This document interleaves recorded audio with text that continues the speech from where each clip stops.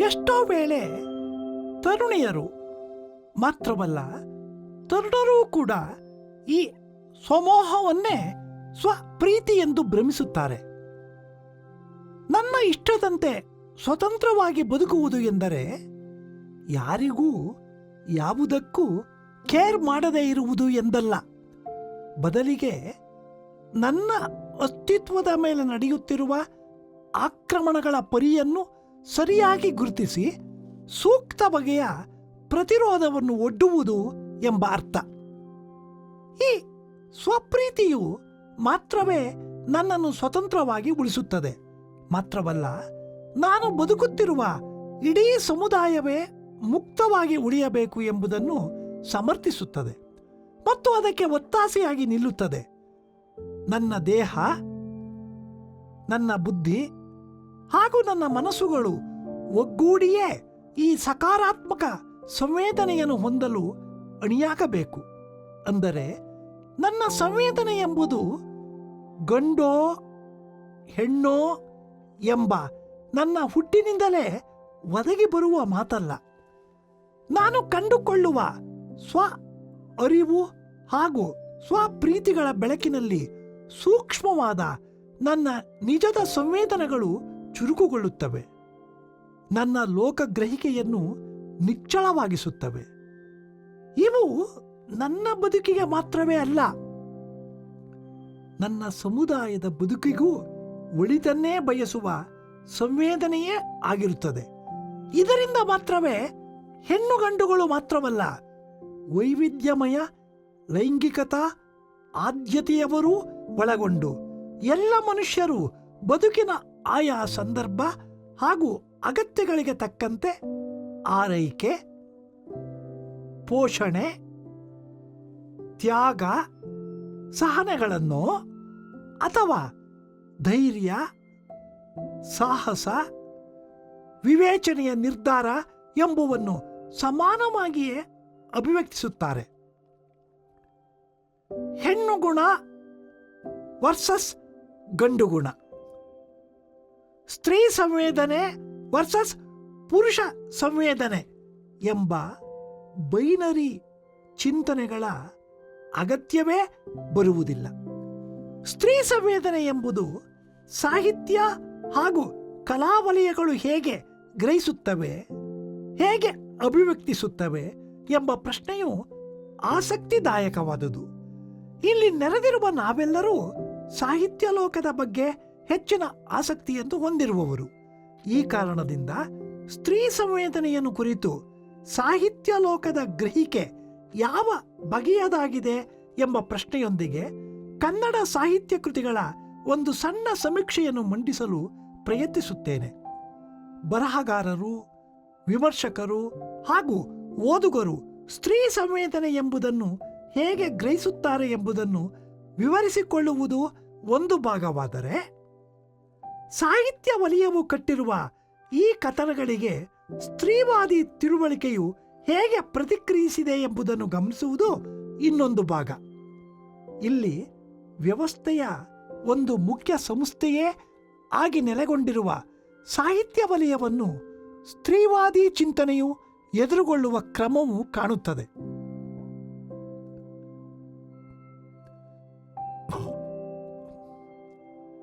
ನಮ್ಮದು ಎಂದು ನಾವು ನಂಬುತ್ತಾ ಬಂದಿರುವ ನಮ್ಮ ಸಂವೇದನೆಗಳು ನಮ್ಮವಲ್ಲವೇ ಅಲ್ಲ ಎಂಬ ಆಘಾತಕಾರಿ ಸತ್ಯವನ್ನು ನಾವು ಎದುರುಗೊಳ್ಳುತ್ತೇವೆ. ನಮ್ಮ ನಿಜ ಸಂವೇದನೆಗಳನ್ನು ಗುರುತಿಸಿಕೊಳ್ಳುವ ಒಂದು ಪ್ರಾಯೋಗಿಕ ಅನುಭವವನ್ನು ಈ ಸಮೀಕ್ಷೆಯು ಒದಗಿಸುತ್ತದೆ ಎಂಬ ನಿರೀಕ್ಷೆಯೂ ಇದೆ.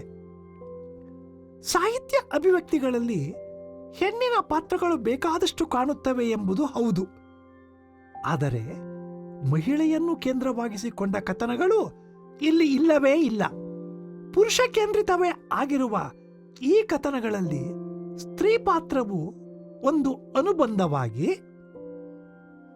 ಪುರುಷ ಪಾತ್ರಕ್ಕೆ ಪೋಷಕ ಪಾತ್ರವಾಗಿ ಅವನ ಸುತ್ತಲೂ ಸುತ್ತುತ್ತವೆ. ಹೆಣ್ಣು ಪಾತ್ರಗಳು ಹೆಣ್ಣಿನ ಅರಿವು,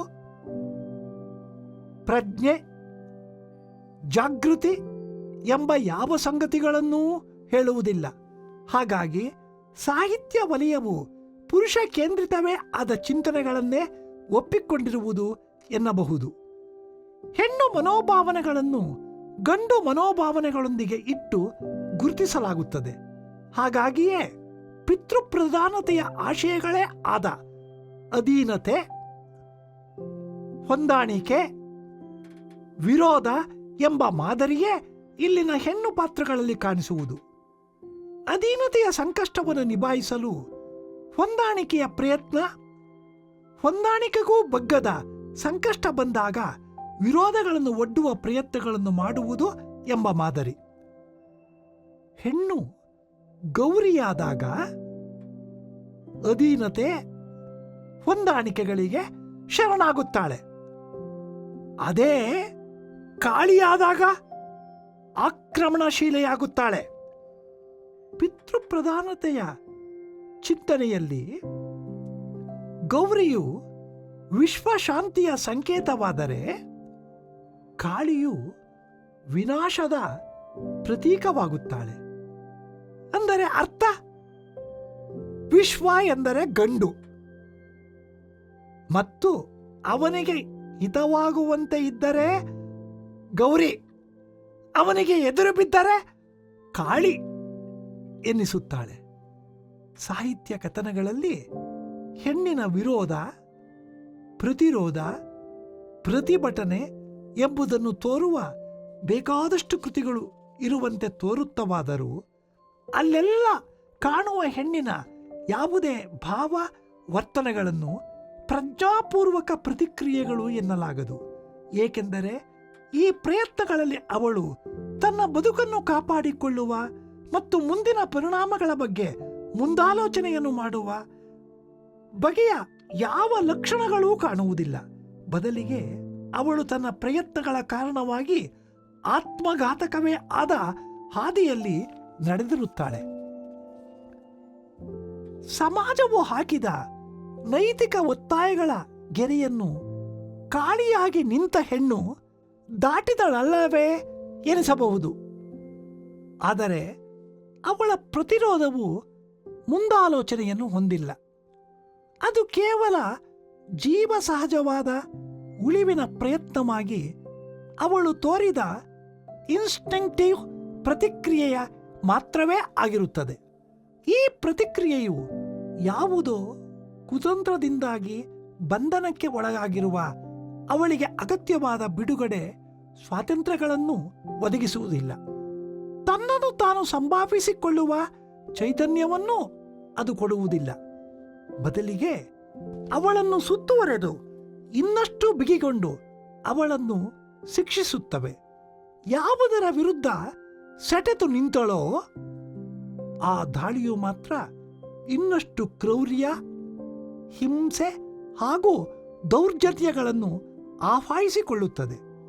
ಒಟ್ಟಿನಲ್ಲಿ ಗೌರಿಯಾಗಲಿ ಕಾಳಿಯಾಗಲಿ ಸುತ್ತಲಿನ ಸಾಮಾಜಿಕ ಪರಿಸ್ಥಿತಿಗಳಿಗೆ ತೋರುವ ಸೌಮ್ಯ ಅಥವಾ ಸಿಟ್ಟಿನ ಪ್ರತಿಕ್ರಿಯೆಗಳು ಬೆದರಿದ, ಆತಂಕದ ವೇದನೆಗಳು ಎನ್ನಬಹುದೇ ಹೊರತು ಹಿಂದು ಮುಂದಿನ ವಾಸ್ತವಗಳನ್ನು ಪರಿಗಣಿಸಿದ, ಅರ್ಥ ಮಾಡಿಕೊಂಡ ಸಂವೇದನೆಗಳು ಎನಿಸುವುದಿಲ್ಲ.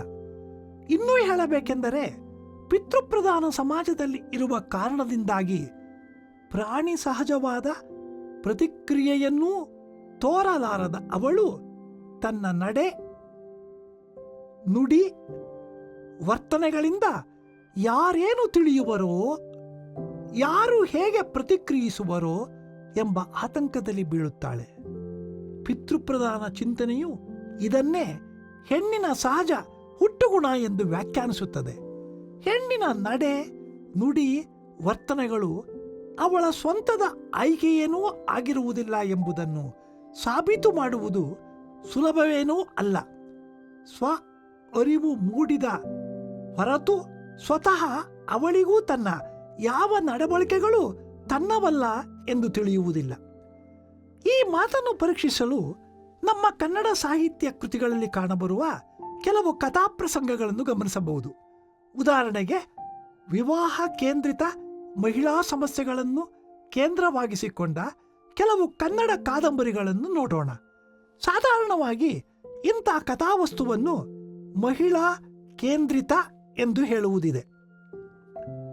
ಚತುರಂಗರ ಉಯ್ಯಾಲೆ ಕಾದಂಬರಿಯಲ್ಲಿ ನಾಯಕಿಯ ಜೀವನ ಸಂದರ್ಭದಲ್ಲಿ ಉಂಟಾದ ಒಂದು ಸಂದಿಗ್ಧದಲ್ಲಿ ಆಕೆಯು ಅನುಭವಿಸುವ ಹೊಯ್ದಾಟಗಳನ್ನು ಬಹಳ ಸೂಕ್ಷ್ಮಗಳಲ್ಲಿ ಚಿತ್ರಿಸಲಾಗಿದೆ.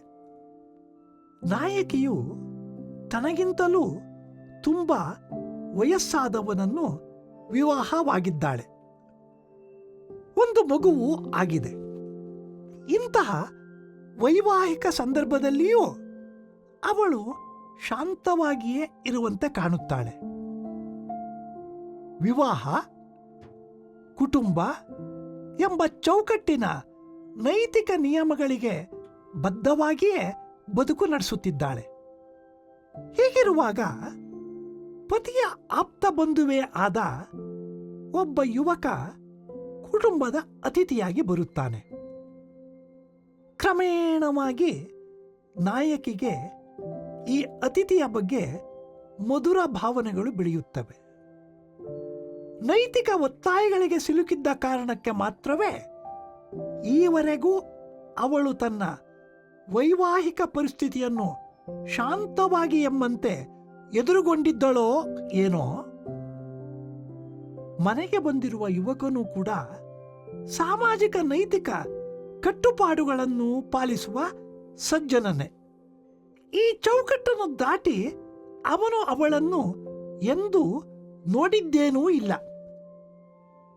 ಆದರೂ ನಾಯಕಿಯ ಮನಸ್ಸು ನೈತಿಕತೆಯ ಚೌಕಟ್ಟಿನ ಆಚೆಗೆ ಸರಿದು ತರುಣನೂ ಸಹೃದಯೂ ಆದ ಅನ್ಯ ಪುರುಷನ ಕಡೆಗೆ ಆಕರ್ಷಿತವಾಗುತ್ತದೆ.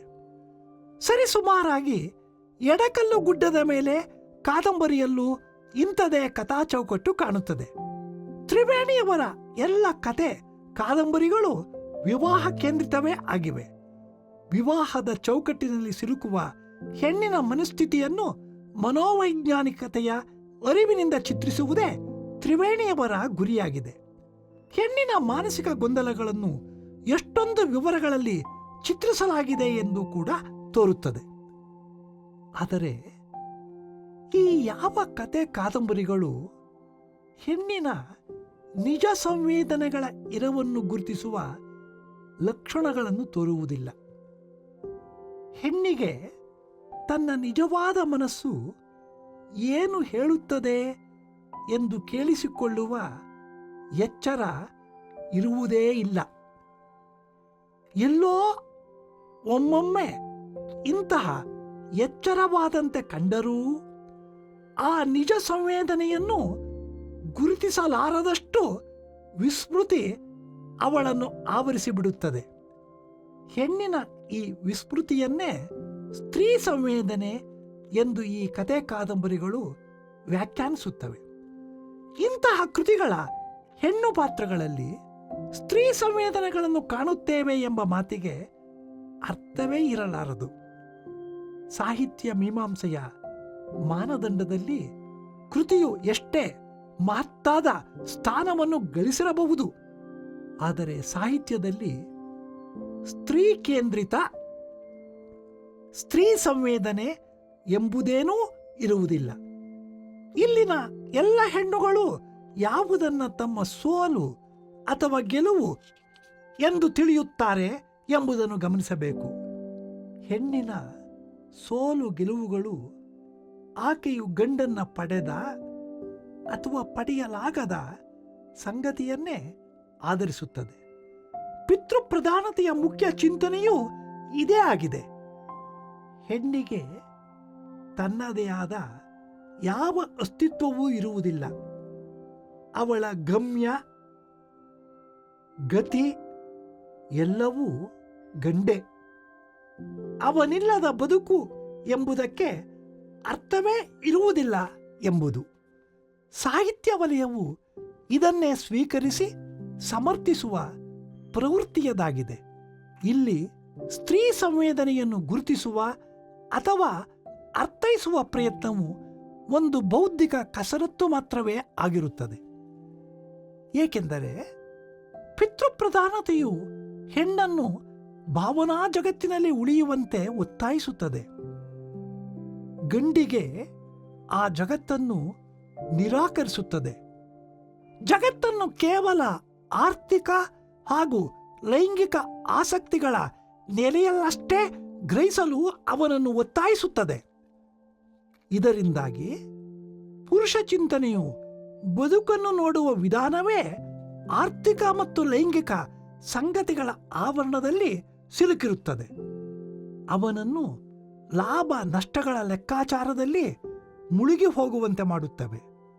ಅವನ ಸಂಬಂಧಗಳನ್ನೂ ಒಳಗೊಂಡಂತೆ ಎಲ್ಲ ವಿಷಯಗಳನ್ನು ಕಾರಣ ಹಾಗೂ ಪರಿಣಾಮಗಳ ಪರಿಧಿಯಲ್ಲಿ ಮಾತ್ರವೇ ಚಿಂತಿಸುವಂತೆ ಮಾಡುತ್ತವೆ.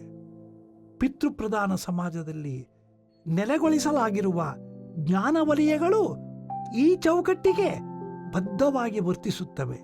ಇದನ್ನೇ ಚಿತ್ತವೃತ್ತಿ ಸೆನ್ಸಿಬಿಲಿಟಿ ಎಂದು ಮಾನವ ಜೀವಿಯ ಸಂವೇದನೆ ಎಂದು ವ್ಯಾಖ್ಯಾನಿಸಲಾಗುತ್ತಿದೆ. ಹೆಣ್ಣು ಊನ ಮಾನವ ಜೀವಿ ಎಂದು ಗುರುತಾಗಿ ಬಿಟ್ಟಿದ್ದಾಳೆ ಎಂದ ಮೇಲೆ ಚಿತ್ತವೃತ್ತಿ ಎನ್ನುವುದು ಅವಳಲ್ಲಿ ವ್ಯಕ್ತವಾಗುವುದೇ ಇಲ್ಲ ಎಂದು ಸಾರಿಬಿಡಬಹುದು. ಬದಲಿಗೆ ಅವಳು ಪಿತೃಪ್ರಧಾನತೆಯ ತರಬೇತಿಯಲ್ಲಿ ಕಲಿತಂತೆ ಇತರರ ಅನಿಸಿಕೆಗಳ ಬಗ್ಗೆ ಸೂಕ್ಷ್ಮಗೊಳ್ಳುವುದನ್ನೇ ಸೆನ್ಸಿಟಿವಿಟಿ, ಅವಳ ಸಂವೇದನೆ ಎಂದು ಒಪ್ಪಿಸಲಾಗುತ್ತದೆ. ನಯ, ವಿನಯ, ಕಾಳಜಿ, ಆರೈಕೆ ಎಂಬ ಸೇವಾವಲಯದ ಹೆಣ್ಣುಗುಣಗಳನ್ನೇ ಸ್ತ್ರೀ ಸಂವೇದನೆ ಎಂದೂ, ಧೈರ್ಯ, ದೃಢತೆ, ಸಾಹಸ, ಆಕ್ರಮಣ ಎಂಬ ಗಂಟು ಗುಣಗಳನ್ನು ಪುರುಷ ಸಂವೇದನೆ ಎಂದು ಗುರುತಿಸಲಾಗುತ್ತದೆ. ಸಾಧಾರಣವಾಗಿ ಸ್ತ್ರೀಯರೂ ಪುರುಷರೂ ಇದನ್ನೇ ಒಪ್ಪಿ ಸ್ವೀಕರಿಸಿಬಿಟ್ಟಿರುತ್ತಾರೆ. ಆದರೆ ಬದುಕು ಎಂದರೆ ಇವೆರಡೂ ಪ್ರಕ್ರಿಯೆಗಳ ಅನುಸಂಧಾನದಲ್ಲಿ ಸಾಗಬೇಕಾದ ಮಹಾಯಾನ.